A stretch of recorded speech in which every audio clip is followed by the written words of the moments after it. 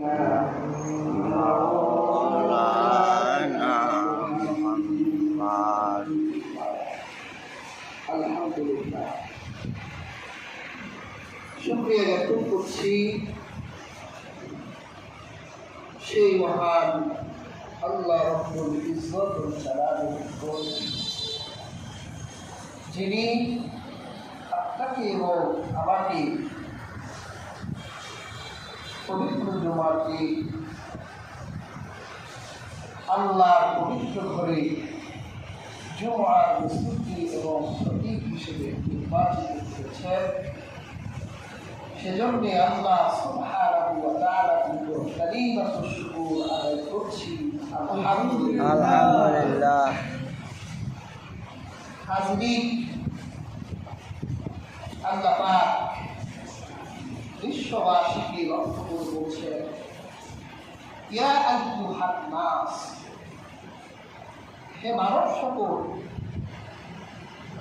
ইন্না খালাকনাকুম মিন যাকারিন ওয়া উনসা ওয়া জাআলনাকুম, আমি তোমাদেরকে একটি পুরুষ এবং একটি নারী থেকে সৃষ্টি করেছি। ওয়া জাআলনাকুম শুউবান ওয়া কাবাইলা লিতাআরাফু, এবং বিভিন্ন জাতি এবং গোত্রে বিভক্ত করেছি, যাতে তোমরা একজন আরেকজনের সাথে পরিচিত হতে পারো। নিশ্চয় আল্লাহর কাছে সর্বাপেক্ষা মর্যাদাবান যার তাকওয়া আছে। নিশ্চয় আল্লাহ সব কিছু জানেন এবং সব কিছু খবর রাখেন। আলোচিত আয়াত থেকে আমরা এতটুকু বুঝতে পারি যে পৃথিবীতে যত মানুষ আছে, বক্সি, বাংলাদেশি, পাকিস্তানি, ভারতী, সৌদি আরবের, ইউরোপিয়ান, পৃথিবীর যত জায়গায় ভূখণ্ড আছে, যত জায়গায় মানুষ আছে, এই 800 কোটি মানুষের আদি উৎস এক ও অভিন্ন। তারা প্রত্যেকে এক আদম ও এক হাওয়া থেকে। সে কাফির হলেও তার বাপকে আদম, সে মুশরিক হলেও তার মাকে হাওয়া। এরপর আল্লাহ কাউকে তফাদার, কাউকে জমিদার, কাউকে মুরাইশ, কাউকে শেখ, কাউকে চৌধুরী, কাউকে খাস, কাউকে কালো, কাউকে সাদা বানিয়েছে।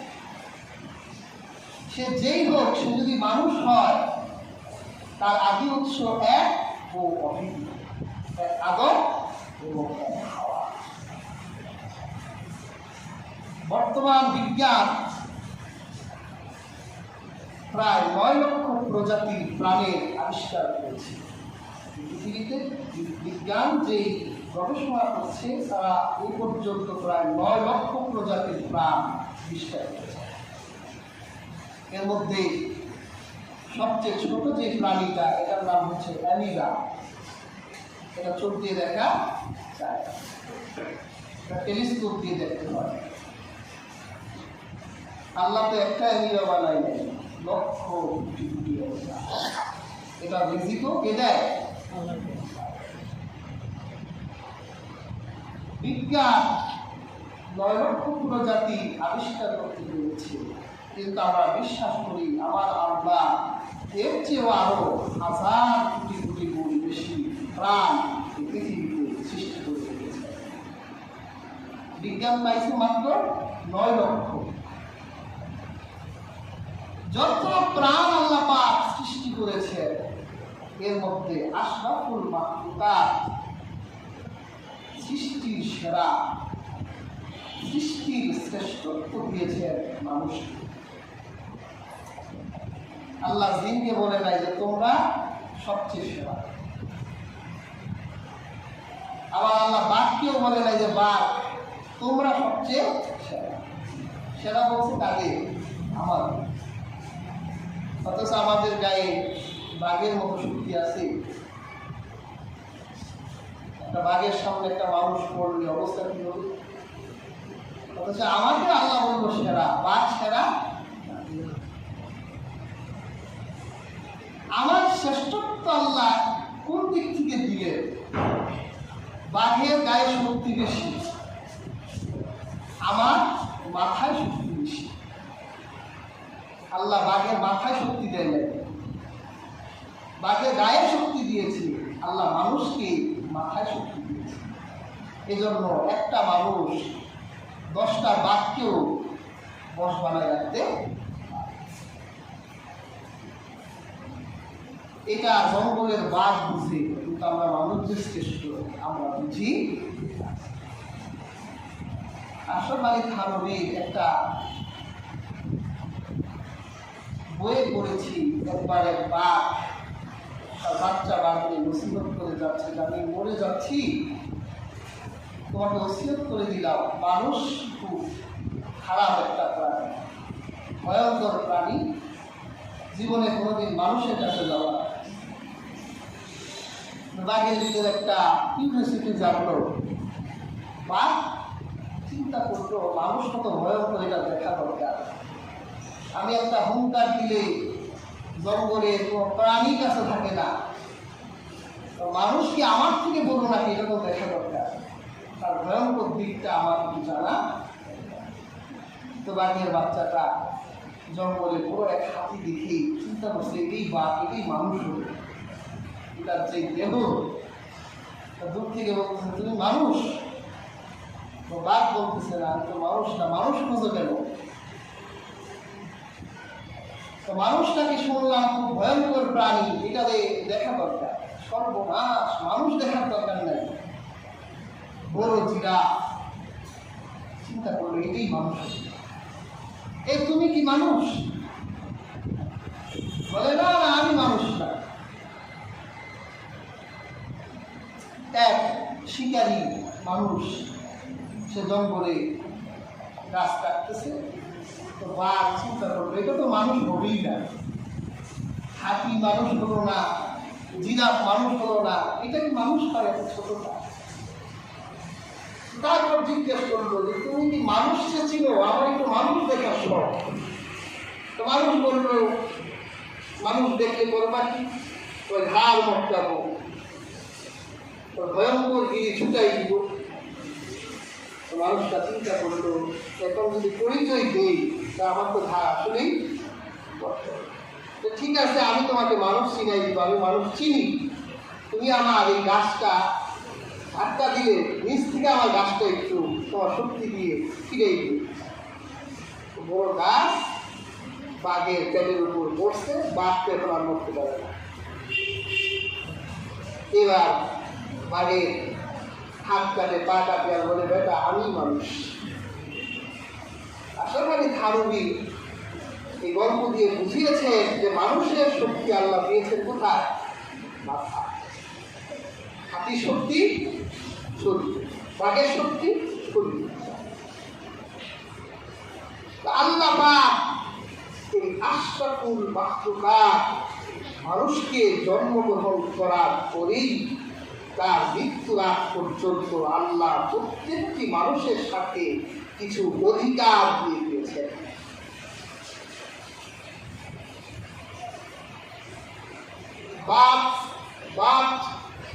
রাইটস অফ ম্যান, একটা মানুষ যখন জন্ম নেয় তার জন্মগত অধিকার আছে। এরপর এই পৃথিবীতে চলার জন্য তাকে লিগ্যাল রাইটস, আইনগত অধিকার থাকে। তারপর ফান্ডামেন্টাল রাইটস, মৌলিক অধিকার, এটাকে হিউম্যান রাইটস বলা হয়। হিউম্যান রাইটস, মানবাধিকার। একটা মানুষ এই পৃথিবীতে বসবাস করতে হলে তাকে মানবাধিকার নিয়ে বেঁচে থাকতে হয়। আল্লাহ পাক মানুষের সাথে যে অধিকারগুলো দিয়েছেন, হাজিরি, এই অধিকারগুলোতে হস্তক্ষেপ করার ক্ষমতা আল্লাহ পৃথিবীর অন্য কোনো মানুষকে দেয় নাই। মানুষের অধিকার যাতে এই পৃথিবীতে অক্ষুণ্ণ থাকে, সেজন্য আল্লাহ যুগে যুগে কিতাবধারী নবী এবং রাসূল প্রেরণ করেছেন, যাতে পৃথিবীতে মানুষ তার মানবাধিকার প্রতিষ্ঠা করতে পারে। আল্লাহর হাবিব মুহাম্মদ সাল্লাল্লাহু আলাইহি ওয়াসাল্লাম ছিলেন একজন মানবাধিকার কর্মী। একজন নারীর অধিকার কেমন হবে আল্লাহর হাবিব প্রতিষ্ঠা করে গেছেন। একজন মালিকের অধিকার কি হবে বলে গেছেন, শ্রমিকের অধিকার কি হবে বলে গেছেন, শিশুর অধিকার কি হবে বলে গেছেন। এইভাবে একজন মানুষের জীবনে যত অধিকার আছে মানবাধিকার, আল্লাহর হাবিব মুহাম্মদ সাল্লাল্লাহু আলাইহি ওয়াসাল্লাম কুরআনের মাধ্যমে প্রতিষ্ঠা করেছেন। কিন্তু আমরা যে মানবাধিকার চর্চা করি, মানুষের অধিকার নিয়ে কাজ করি, দেখা যায় আমরা নিজেরাই ডাকাত, মানুষের অধিকার নষ্ট করি। ইসলামে মানুষকে কি কি অধিকার দিয়েছে এগুলো আমাদের জানতে হবে। যেমন আল্লাহ পাক মানুষের জীবনের নিরাপত্তার অধিকার দিয়েছেন। একটা মানুষ এই পৃথিবীতে বেঁচে থাকলে, একটা মানুষ এই পৃথিবীতে যতদিন বেঁচে থাকবে, তার জীবন যাতে শঙ্কিত না হয়, তার প্রত্যেক পদে পদে জীবন হরণের ঝুঁকি যাতে তার ভিতর না থাকে, সেই জন্য আল্লাহ পাক প্রত্যেকটি মানুষের জীবনের নিরাপত্তার অধিকার দিয়েছেন। আল্লাহ পাক কোরআনে বলেন, মান কাতালা নাফসান বিগাইরি নাফসিন আও ফাসাদিন ফিল আরদি ফাকান্নামা কাতালান নাস জামিআ। যদি কোনো মানুষকে অন্যায়ভাবে হত্যা করে, সে যেন ফাকান্নামা, নিশ্চয় সে যেন কাতালান নাস জামিআ, দুনিয়ার সকল মানুষকে হত্যা করলো। অন্যায়ভাবে যে একজন মানুষ হত্যা করবে, সে তামাম দুনিয়ার সমস্ত মানুষকে হত্যা করলো। আল্লাহ পাক বলেন, ওয়ামান আহইয়াহা ফাকান্নামা আহইয়ান নাস জামিআ। আর যে একজন মানুষের প্রাণ বাঁচালো, সে যেন গোটা মানব জাতির প্রাণ বাঁচালো। দেখেন, ইসলাম মানুষের জীবনের নিরাপত্তা কত সুন্দর করে দিলে। যদি কেউ কাউকে অন্যায়ভাবে হত্যা করে, সে যেন গোটা মানব জাতিকে হত্যা করবে। যখন আপনি এটা জানবেন, তখন আপনি হত্যা করতে পারবেন? সম্ভব না। জীবনের নিরাপত্তা জঙ্গলে পশুদের নাই, পাখির নাই। কখন হরিণের জীবন যাবে হরিণ জানে না, হরিণ জানে বাঘ তার পিছনে লেগেই আছে। বিষাক্ত প্রাণীর কামড়, জঙ্গলের কোন প্রাণীর ভিতরে জীবনের নিরাপত্তা নাই। কিন্তু আল্লাহ পাক মানুষের জীবনের নিরাপত্তা দিলেন। কেউ কাউকে হত্যা করলে, সে যেন মানব সভ্যতা হত্যা করলো। আবার কেউ যদি একজন মানুষের জীবন বাঁচায়, সে যেন গোটা মানব জাতির জীবনকে বাঁচাই দিল। যখন আপনি কোরআনের এই মন্ত্রে বিশ্বাসী হবেন, তখন একজন মানুষের জীবনের মূল্য আপনার কাছে আসবে। আর আপনি যদি কোরআনের এই মন্ত্রে বিশ্বাসী না হন, তাহলে আপনি যেন মানব হত্যা রচনা পৃথিবীতে প্রতিষ্ঠা করে জালেম আর স্বৈরাচারীতে পরিণত হবে। 6টা মানুষকে হত্যা করা জায়েজ। কয়জন?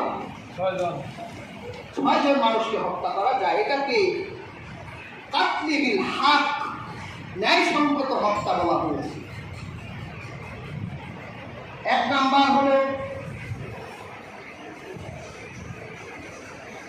যদি কোনো মানুষকে ইচ্ছাকৃত হত্যা করে, তাহলে কোরআনের হুকুম হলো যদি কেউ কাউকে ইচ্ছাকৃত হত্যা করে তাহলে তার কেসাস হবে হত্যার বদলা হত্যা। তাকে আদালতে উঠানো হবে, তার হত্যা প্রমাণিত হবে, তাকে হত্যা করা হবে। যদি কোনো মানুষ ভুলক্রমে হত্যা করে, হত্যা করার ইচ্ছা ছিল না কিন্তু মরে গেছে, তাহলে ইসলামে তাকে দুটি কাজ করতে বলেছে। একটা কাজ হলো সে একজন গোলামকে মুক্ত করবে, আর দ্বিতীয় হলো তাকে দিয়ত দিতে হবে, জরিমানা। রাসূলুল্লাহ বলেছে একজন মানুষের জীবনের মূল্য হলো 100টি উট। একটা উট যদি 5 লাখ টাকা হয়, 100 উট 5 কোটি টাকা। একজন মানুষ যদি একজন মানুষকে হত্যা করে তাহলে ইসলামের বিচার হলো অনিচ্ছাকৃত হত্যা করলে তাকে 5 কোটি টাকা দিতে হবে, অথবা 200 গরু প্রায় 4 কোটি টাকার মতো, অথবা 2000 ছাগল প্রায় 3 কোটি টাকার মতো একটা মানুষের জীবনের মূল্য আসছে অনিচ্ছায় মানুষ। আমরা তো মানুষের পর ঘর হামেশা বেড়ে ফেলছি, মানুষের জীবনের মূল্য আমাদের কাছে একবারই নাই। এদেরকে আপনি 2, 4, 5 লাখ টাকা দিয়ে এদের পরিবারকে বুঝাই দিলে আপনি বেঁচে যাবে? কখনো সম্ভব নয়। আপনি 5 কোটি দেওয়ার পরেও আপনি জাহান্নামে যেতে পারবেন। এটা দুনিয়ার বিচার, আখিরাতে তো বিচার আল্লাহ রেখে দিয়েছে হত্যা। এরপর জিহাদের মাঠে কাফেরের বিরুদ্ধে যখন যুদ্ধ হবে তখন কাফেরদেরকে হত্যা করা যায়। আল্লাহ কোরআনে বলেছে মার অথবা মরণ, মারলে গাজী, মরলে শহীদ। দ্বিতীয় হত্যা জায়েজ জিহাদের মাঠে কাফেরের বিরুদ্ধে। দ্বিতীয় হলো কোনো বিবাহিত পুরুষ এবং নারী যদি জেনায় লিপ্ত হয়ে যায় তাহলে মৃত্যুর আগ পর্যন্ত তাকে রজম করতে হবে, পাথর নিক্ষেপ করে হত্যা করতে হবে। 4 নাম্বার হলো যদি কোনো ব্যক্তি ধর্ম ত্যাগ করে ইসলাম থেকে ঘোষণা দিয়ে খারিজ হয়ে যায় তাহলে তাকে যেখানে পাওয়া যাবে সেখানে হত্যা করতে হবে। আগে কেন সে ইসলাম ত্যাগ করেছে এটা জানতে হবে, যদি তাকে তওবা করার সুযোগ দিতে হবে। সে যদি তওবা না করে তাহলে তাকে দুনিয়া থেকে চিরতরে কতল করে দিতে হবে, এটা জায়েজ। 5 নাম্বার হলো যদি ইসলামী রাষ্ট্রের শাসকের বিরুদ্ধে কেউ বিদ্রোহ ঘোষণা করে, শাসক ইসলামের ন্যায়সঙ্গত অথচ ইসলামী রাষ্ট্রের গোড়াপত্তন করতে চায়, এরকম বিদ্রোহের জন্ম নিলে প্রত্যেক বিদ্রোহীকে হত্যা করা যায়। এবং 6 নাম্বার হচ্ছে ডাকাতি, চিন্তায় রাহাজানি এমন পর্যায়ে হয়ে যায় যে কি জাতীয় সমস্যা হয়ে গেছে, তাহলে সেই ডাকাতদেরকে, ছিনতাইকারীকে, রাহাজানিকে আদালতে উঠিয়ে বিচারক তাকে মৃত্যুদণ্ড দিতে পারে। এই 6 শ্রেণীর লোক ছাড়া পৃথিবীর প্রত্যেকটি মানুষ তার মানুষের কাছে নিরাপদ। যদি অন্যায়ভাবে এই 6টি কারণ ছাড়া কেউ কাউকে হত্যা করে সেজন্য আল্লাহর গোটা সৃষ্টিকে হত্যা করবে। কাজে হাজরিন, ইসলাম মানুষের জীবনের নিরাপত্তা দিয়েছে। এরপর হাজরিন, মানুষের ব্যক্তিগত জীবনের নিরাপত্তাও ইসলাম দিয়েছে। যদি কোনো মানুষ 4 দেয়ালের ভিতরে নিজেকে আবদ্ধ রাখে, কেউ যদি ঘরের ভিতরে থাকে অথবা বিল্ডিং এর ভিতরে থাকে তাহলে ইসলাম বলেছে সে যেন দুর্গের ভিতরে আছে। তোমরা যদি তার ঘরে প্রবেশ করো তাহলে তার অনুমতি ছাড়া ঘরে প্রবেশ করতে পারবা না, কারণ এটা তার অধিকার, তার অধিকার ধর্ম করা যাবে না। আল্লাহ পাক কোরআনে বলেন ইয়া আইয়ুহাল্লাযীনা আমানু লা তাদখুলু বুয়ুতান গায়রা বুয়ুতিকুম হাত্তা তাস্তানিসু ওয়া তুসাল্লিমু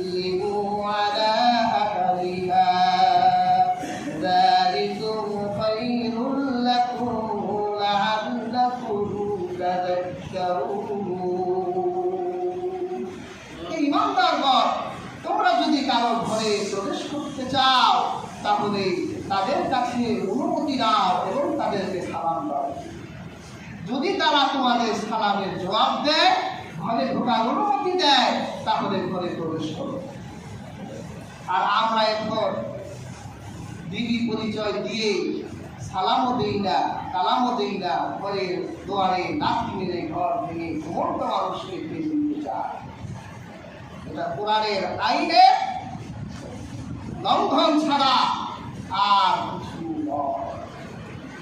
একটা মানুষ ঘরে থাকলে এটা তার দুর্গ, ইসলাম তাকে নিরাপত্তা দিয়েছে। প্যার হাজির, কোন শাসকের পক্ষেও সম্ভব নয় একটা ঘরে থাকা মানুষকে তার অনুমতি ছাড়া বের করে আনা। এটা কোনো মানুষের পক্ষে সম্ভব নয়। প্যার হাজির, আল্লাহর হাবিবের সাহাবী হযরত ওমর রাদিয়াল্লাহু তাআলা আনহু, তিনি একবার রাতের বেলা তার প্রজাদের খবর নেবার জন্য বের হয়েছেন। হঠাৎ করে তিনি একটা ঘরের ভিতরে এক যুবতী মেয়ের কণ্ঠে গানের আওয়াজ শুনতে পেলেন। ঘরের ভিতরে যুবতী একটি অশ্লীল গান করছে। মানে, তুমি কেন আসো না আমার মুখে, কেন আমার চরিতার্থ হাসিল করো না? এইরকম গানের শব্দ শুনে ওমরের মেজাজ কঠিন খারাপ হয়ে গেল। যে এত অন্ধকার রজনী গভীর রাত, একটা নারী যদি এইভাবে গান করে, তাহলে তার ঘরের ভিতরে অন্যায় হওয়া তো স্বাভাবিক ব্যাপার। হযরত ওমর ডান বাম চিন্তা করলেন না, ঘরের পেছনের দেয়াল টপকায়া দেয়ালের উপর দাঁড়াই গেলেন। আর ওই নারীকে বললেন, এই অপরাধী নারী, ঘরের ভিতরে এরকম অসভ্য গান করছো এত রাতে, আল্লাহর কোরআনের বিধানকে লঙ্ঘন করছো। আল্লাহ পাক কোরআন কারিমে এরকম গান করতে নিষেধ করেছেন, হারাম করেছেন। তখন ঘরের ভিতর থেকে সেই যুবতী নারী হযরত ওমরকে চিনতে পারল না। যখনই ওমর দেয়ালের উপর দাঁড়িয়ে গেছে, নারীটা তার প্রদীপ নিভাই ফেলেছে। ফলে ওমরকে দেখতে পেল না, আসলে এটা ওমর নাকি। তখন সেই নারী ঘর থেকে জবাব দিল, তুমি কোন যুবক, তোমাকে চিনি না, কিন্তু তুমি আমার একটা অন্যায় করতে এসে 3টা অন্যায় করে ফেলেছ।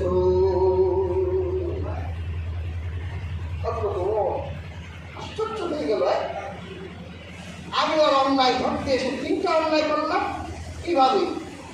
ওই নারীটা বলল, কালকে সকালেই বুঝবা, ওমরের আদালতে যাব আর তোমার বিরুদ্ধে 3টা মামলা দায়ের করবে। ওমর রাদিয়াল্লাহু তাআলা আনহু চিন্তা করলো, ওমর তো আমি, আমার কাছে এই সকালে নিয়ে যাবে, হয়তো আমাকে চিনতে পারবে। হযরত ওমর বলল, কি অপরাধ বলো? ওই নারী বলল, আল্লাহ পাক সূরা বাকারায় বলেছেন, তোমরা যদি কারো ঘরে প্রবেশ করো পিছনের দরজা দিয়ে নয়, সামনে দিয়ে। তুমি যে দেয়াল টপকায়া দেয়ালের উপর দাঁড়ায় আছো, এটা আমার দেয়ালের পেছনের সাইড, এটা তোমার অন্যায়, আল্লাহ কোরআনের আইনকে লঙ্ঘন করেছো। 2 নাম্বার অন্যায়টা কি? 2 নাম্বার অন্যায়, আল্লাহ পাক করেছেন কারো ঘরে প্রবেশ করলে তার অনুমতি লাগবে, সালাম দিতে হবে। তুমি অনুমতি নাও নাই, সালাম দাও নাই। আর 3য় অপরাধ কি? 3য় অপরাধ, তুমি আমাকে খারাপ মহিলা ধারণা করেছো, কিন্তু আমি তো কোনো খারাপ মহিলা নয়, আল্লাহর কোরআনের হাফিজ। হযরত ওমরের অন্তরাত্মা কেঁপে উঠলো, হায় হায়, বলে কি? তাহলে এত রাতে তুমি এভাবে গান করছো কেন? ওই নারী বলল, এত রাতে গান করার কারণ হলো এর দায়বদ্ধতা, আর এর জন্য দায়ী হলো হযরত ওমর। হযরত ওমর চিন্তা করলো, আরেকটা অন্যায় তো নিয়ে বের করে ফেলছে। আর বলো কি ওমর কেন? শুনে রাখো যুবক, যখন আমার বিবাহের পয়গাম আসলো, ইজাত কবুল হয়ে গেল, আমার স্বামী হযরত সাদ বিন আব্দুল্লাহ মানুষকে মিষ্টান্ন খাওয়াচ্ছিল, খুরমা খেজুর খাওয়াচ্ছিল। এমন সময় হযরত ওমরের আদালত থেকে একটি ফরমান জারি হলো যে আমার স্বামীকে কোনো এক জিহাদের সেনাপতি বানানো হয়েছে। আমার স্বামী, আমি কোরআন পড়ছিলাম, আমার স্বামী ঘরে ঢুকে আমাকে বলল, আল্লাহ পাক কোরআনে নির্দেশ দিয়েছেন, আতিউল্লাহ ওয়া আতিউর রাসূল ওয়া উলিল আমরি মিনকুম, আল্লাহ বলেছেন তোমরা আল্লাহর আনুগত্য করো, রাসূলের আনুগত্য করো, আর তোমাদের নেতার আনুগত্য করো।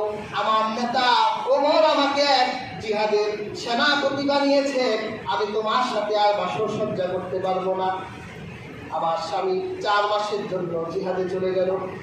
যখন 4 মাস পর চিঠি আসলো আমার স্বামী ঘরে আসবে, গোসল করলাম, সুগন্ধি ব্যবহার করে বাসর সজ্জায় স্বামীর জন্য অপেক্ষায়। এমন সময় আরেকটা চিঠি আসলো, হযরত ওমর তাকে আরেকটা যুদ্ধের সেনাপতি বানিয়েছে। আবার 4 মাস 8 মাস পর আবার স্বামীর অপেক্ষায় আবার চিঠি আসলো, আমার স্বামী আরেক জায়গায় সেনাপতি। এইভাবে 1 বছর পর্যন্ত আমার স্বামীর অপেক্ষায় আছে। বলো যে যুবক, 1 বছর পর্যন্ত স্বামীর জন্য কিভাবে একটা নারী অপেক্ষা করতে পারে? এখনো যে আমি ঘরে বসে গান গাই, বাইরে যাই না, এই তো বেশি। মাথাটা নত করে বাড়ি চলে গেলেন। রাসূলুল্লাহর স্ত্রী নিজের কন্যা হাফসা জিজ্ঞেস করলো, যে আমার কলিজার টুকরা কন্যা হাফসা, তুমি স্বামী ছাড়া, রাসূলুল্লাহকে ছাড়া কয়দিন একা থাকতে পারো? তখন রাসূলুল্লাহর স্ত্রী হাফসা বলল, আব্বা আমি 4 মাস থাকতে পারি। হযরত ওমর আদেশ জারি করলেন, আজ থেকে আমার প্রশাসনে, আমার পুলিশ বাহিনীতে, আমার সেনাবাহিনীতে, আমার র্যাপি যত বাহিনী আছে সব বাহিনীর প্রতি আমি আদেশ জারি করলাম, প্রত্যেক মাসে 3 দিন ছুটি। তোমরা প্রত্যেক মাসে 3 দিন তোমাদের স্ত্রীদের সাথে থেকে আসবা। আব্দুল্লাহ হযরত সাদ বিন আব্দুল্লাহকে বলল, বেটা তাড়াতাড়ি তোর স্ত্রীর কাছে যা, অপেক্ষায় আছে। যখন সাদ বিন আব্দুল্লাহ বাড়ি এলেন, তখন স্ত্রী বলল, তুমি এসেছো, আমি অনেক খুশি হলাম। চলো আমরা সকালবেলায় হযরত ওমরের আদালতে এক ব্যক্তির বিচার নিয়ে যাব। কোন ব্যক্তির বিচার? যে এক ব্যক্তি আমার দেয়ালের উপর দাঁড়িয়েছিল, রাতের বেলা আমার ঘরে ঢুকতে চেয়েছিল, আল্লাহর কুরআন বলার সাথে সাথে বের হয়ে গেছে।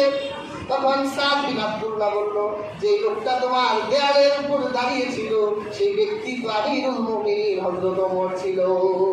সুবহানাল্লাহ। তুমি তো হযরত ওমরকে ভোট করে দিছো। তোমার একটা ভুল ধরতে এসে ওমর 4টা ভুল নিয়ে বাড়ি চলে গেছে। তোমার কথার সামনে ওমর কোরআনের আয়াতের সামনে তার মাথা নত করে গেছে। তাহলে দেখেন, ইসলাম একটা মানুষের ঘরের ভিতরে সে একা থাকবে, এটা নিরাপত্তা ইসলাম দিয়েছে। রাসূলুল্লাহ বলেছেন, কেউ যদি কারো ঘরের দিকে অযথা উকি ঝুঁকি দেয়, তার চোখকে ক্ষতবিক্ষত করে দাও, মানে ঘুষি দিয়ে তার চোখ বন্ধ করে দাও, এতে কোনো দোষ হবে না, মামলা হলে বিচার হবে না। আর এখন তো আমরা অপেক্ষায় থাকি কার ঘরে কি হয়। দেখে ইসলাম মানুষের ব্যক্তিগত জীবনে সেই নিরাপত্তাও ইসলাম দিয়েছে। সুবহানাল্লাহ। এরপর আপনি ইসলামের কাছে আরেকটা মানবাধিকার পাবেন, মানুষের ইজ্জত, মান, সম্মানের নিরাপত্তা ইসলাম দিয়েছে। আপনার ভিতরে একটা দোষ দেখা দিয়েছে, ইসলাম বলেছে এই দোষটা তুমি গোপন রাখো। তোমার এই ভাই হয়তো তোমার চোখের সামনে অন্যায়টা করে ফেলেছে, তুমি একটা হুজুরকে দেখলা যে সেই গান দেখতেছে, সাপোজ ধরেন একটা হুজুর গান দেখতেছে, উনি তো মানুষ, তো গান দেখা, অশ্লীল গান দেখা, কবিরা গুণা। এবং আপনি চায়ের দোকানে গিয়ে হায় হায় ইমাম সাহেব রাখাই যাবে না, কেন? ইমাম সাহেব গান দেখে। এই যে আপনি একটা মানুষের সম্মান নষ্ট করে দিলেন, কিয়ামতের দিন আল্লাহ আপনার 70টা সম্মান নষ্ট করে দিলেন। আপনার করণীয় কি ছিল? ইমাম সাহেবের কাছে, হুজুর আপনাকে বড় শ্রদ্ধা করি, সম্মান করি, আপনার পিছনে দোয়া করি, আপনাকে দিয়ে এটা আশা করা যায় না, তওবা করুন। আবার যদি দেখি তাহলে সমাজের মানুষের সাথে বসে আপনার বিরুদ্ধে ব্যবস্থা গ্রহণ করতে হবে। আপনি ওয়ার্নিং দিবেন প্রথম, সে মানুষ তো, তার তো ভুল হতে পারে, কিন্তু আপনি যদি ওয়ার্নিং না দিয়ে তার ইজ্জত নষ্ট করে, গুনাহ হবে। আপনি ইমাম সাহেবের গোশত খেলে কিয়ামতের দিন আপনাকে জাহান্নামে যাওয়া লাগতে পারে। একটা ছেলেকে দেখলেন হঠাৎ সিগারেট খাচ্ছে, অথচ আপনি এই ছেলেকে নিয়ে আশা করেননি। আপনি বাজারে গিয়ে বললেন অমুকের ছেলেটা নষ্ট হয়ে গেছে, দেখলাম এক চিপার গলিতে বসে সিগারেট খাচ্ছে, ছেলেটার ইজ্জত নষ্ট করে দিল। কিয়ামতের দিন আল্লাহর আদালতে আল্লাহ আপনার ইজ্জতকে নষ্ট করে দিল। মানুষের ব্যক্তিগত পর্যায়ে কোনো ভুল হলে সেটা পাবলিশ করবেন না, তার কাছে গিয়ে তার সাথে ডিসকাস করে তাকে বুঝাবে যে এটা তোমার ব্যক্তিগত জীবনের ভুল, এটা হতেই পারে, আমার জীবনে এরকম অনেক ভুল আছে, তুমি আর কখনো এটা করবে না। যদি তুমি এরপরে আবার করো তাহলে তোমার ব্যাপারে কিন্তু সমাজের মানুষের সাথে আলোচনা হবে। আপনি কোন দোষটা বলতে পারেন? দেখলেন একটা জায়গায় 3টা লোক চক্রান্ত করছে যে বাজারে একটা বম মেরে বাজার উড়াই দিব, এটা অন্যায় না? তখন আপনি যদি বলেন যে ইসলাম তো চোখ থাকতে বলছে, না এটা বলা যাবে না, তাহলে তো বাজার উড়াই দিব, এটা বলতে হবে। এদের ধরতেও যেটার সাথে, যেই দোষের সাথে সামগ্রিক সম্পর্ক আছে ওই দোষ বলা যাবে, আর যেটা মানুষের জীবনের ব্যক্তিগত দোষ সেটা বলা যাবে না। সেটা তার সাথে বসে তার সাথে কথা বলে মীমাংসা করে দিতে হবে। আর হাজরিন, ইসলাম একটা মানুষের ইজ্জত, সম্মান, জান, মানের নিরাপত্তা দিয়েছে। এরপর প্রিয় হাজরিন, ইসলামে আরেকটি মানবাধিকার হলো একজনের দায় আরেকজনের দায়ী হবে না। বাবা অন্যায় করেছে তাই বলে আপনি ছেলেকে শাস্তি দিবেন হবে না। ছেলে অন্যায় করেছে, বাবাকে শাস্তি দিবেন হবে না। আল্লাহ পাক কুরআনে বলেছেন, ওয়ালা তাকসিবু কুল্লু নাফসিন ইল্লা আলাইহা ওয়ালা তাজিরু ওয়াজিরাতুন উযরা উখরা। আল্লাহ বলেন, যে যা উপার্জন করবে তার ফল সেই ভোগ করবে। কারো পাপের বোঝা অন্যকে কারো মাথায় আসবে না, কারো পাপের বোঝা অন্য কেউ নিবে না। অন্যায় যে করবে শাস্তি সে পাবে। আর হাজরিন, আমরা কিন্তু আজ এই অধিকারও পূর্ণ করছি। বাবা অপরাধী ছেলেকে ধরে নিয়ে যায়, এটা অন্যায়, এটা কোরআনের আইনের লঙ্ঘন, এটা মানব অধিকার লঙ্ঘিত হয়। এ অন্যায় করা যাবে না। যে অন্যায় করবে শাস্তি তাকেই দিতে হবে। এরপর মানবাধিকার প্রতিষ্ঠার আরেকটি মাধ্যম হলো মত প্রকাশের অধিকার। প্রত্যেকটা মানুষের বাক স্বাধীনতা থাকতে হবে। একজন ব্যক্তি, একজন শাসক যদি ভুল করে তাহলে আপনি নাগরিক হিসেবে তার সেই ভুলটা বলতেই পারেন, তবে এটা গঠনমূলক সমালোচনা হতে হবে। আমাদের দেশে তো আমরা